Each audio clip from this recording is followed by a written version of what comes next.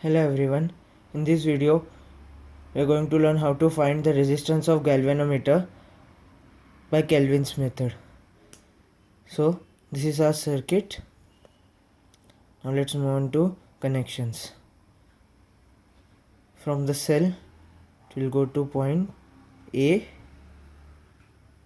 from B it will go to galvanometer, from galvanometer to C, from the middle part it will go to jockey and slide over the wire.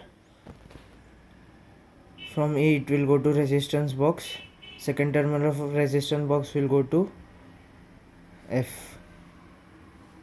From G to rheostat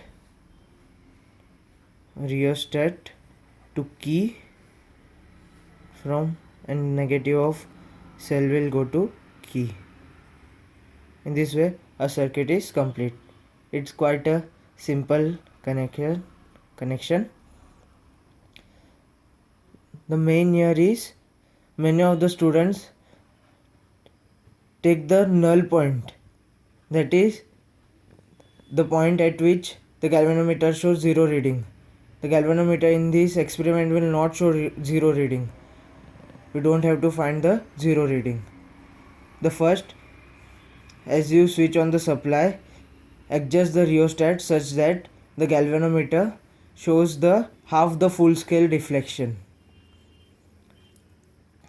Now slide the jockey over the wire and obtain the same deflection as you got initially, that is after adjusting the rheostat. So the point where we will get the initial deflection, that will be Lg from A, the rest will be Lr. So the resistance of galvanometer will be equals to R into Lg by Lr, where R is the resistance which you have taken out from the resistance box.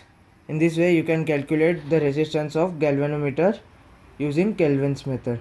Thank you.